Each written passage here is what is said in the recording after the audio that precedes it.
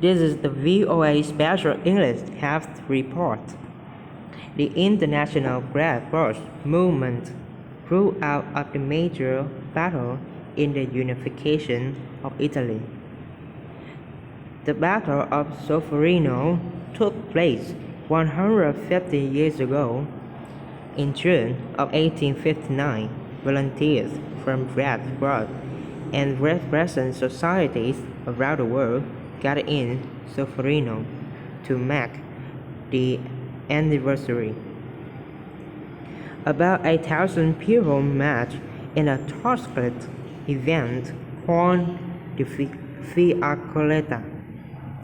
They followed in the footsteps of those who took in soldiers from Solferino to the nearest village, Castiglione, Haneton Secreta. National Youth, residents of the Youth Garden Red Cross Society, says the visit made him want to work harder to help people. He said he's going back to Uganda to work for humanity. He said when young people come together, they have the possibility of doing whatever it takes to make the world a better place. In the battle, Allied French Sardinian troops defeated the Austrian army. Around 6,000 men were killed and more than 30,000 were wounded. Yet, says Swiss historian Francois Bouillon, the battle lasted only 12 hours.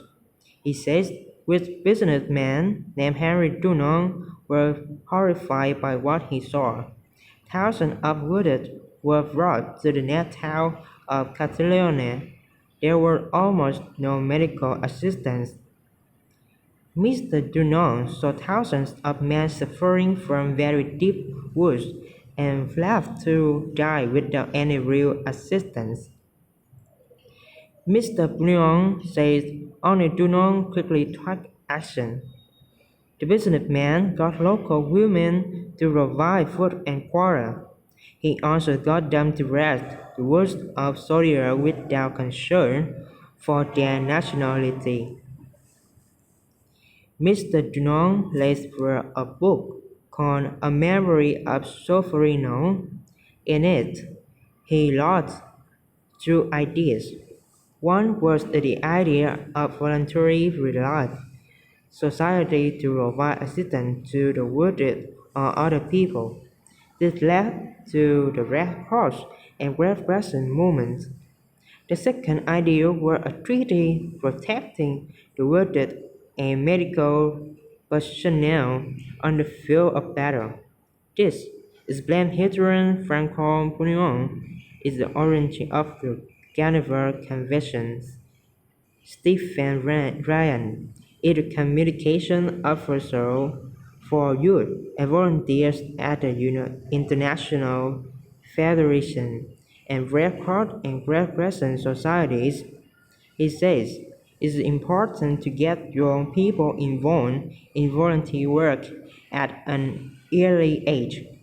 He says young people need to be given the chance to feel like they are making a difference in the world.